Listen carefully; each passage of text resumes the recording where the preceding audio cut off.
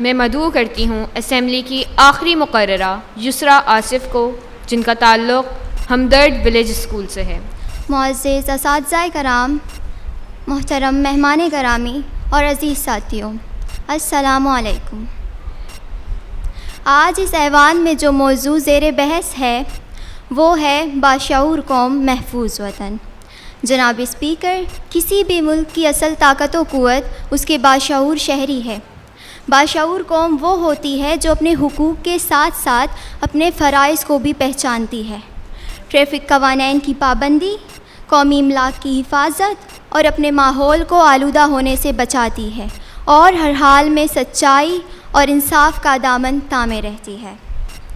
جناب اعلیٰ، محفوظ وطن صرف مضبوط سرحدوں سے نہیں بنتا، بلکہ اس کے لیے معاشرے میں اتحاد، برداشت، امن اور باہمی احترام بھی ضروری ہے۔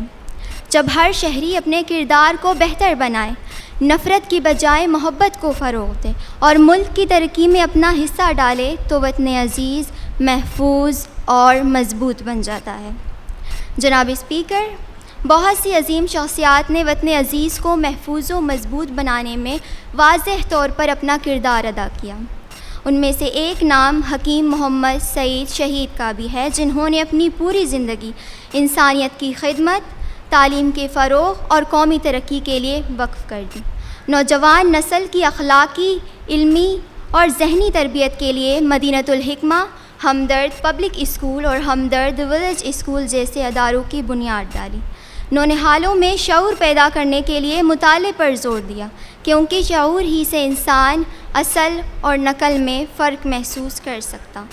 گاؤں اور گوٹ کے نونہالوں کو بھی زیور تعلیم سے آراستہ کرنے کے لیے 1990 میں ہمدرد ولیج اسکول کا آغاز کیا، جہاں مجھ جیسے بہت سے نونہالان وطن دینوی اور دنیاوی تعلیم سے فیضیاب ہونے کے ساتھ ساتھ بہت سے ہنر سیکھ کر اپنے گھر والوں کے لیے مددگار ثابت ہو رہی ہے۔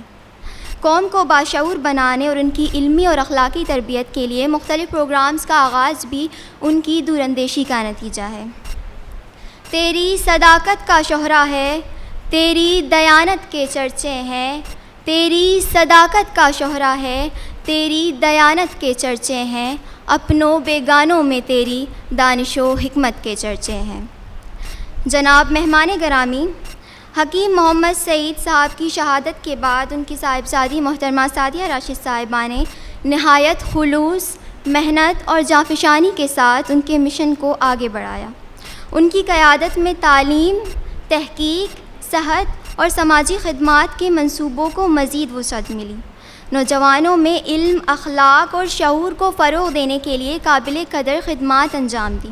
حکومت پاکستان نے محترمہ سعدیہ راشد صاحبہ کو ستارہ امتیاز دے کر ان کی تمام خدمات کا اعتراف کیا۔ جناب اسپیکر، نوجوان اس ملک کا مستقبل ہے۔ اگر ہم علم حاصل کریں، اچھے اخلاقی اقدار اپنائیں، محنت کریں اور اپنے وطن سے محبت کریں تو ہم ایک روشن، ترقی یافتہ اور محفوظ پاکستان کی تعمیر میں اہم کردار ادا کر سکتے ہیں۔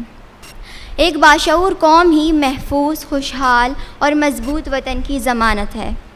آئیے ہم سب مل کر عہد کریں، ہم ذمہ دار شہری بنیں گے اور اپنی محنت و جدوجہد سے پاکستان کو دنیا کے بہترین اور ترقی یافتہ ممالک میں شامل کریں گے، کیونکہ ایک باشعور قوم ہی سے محفوظ وطن ہے۔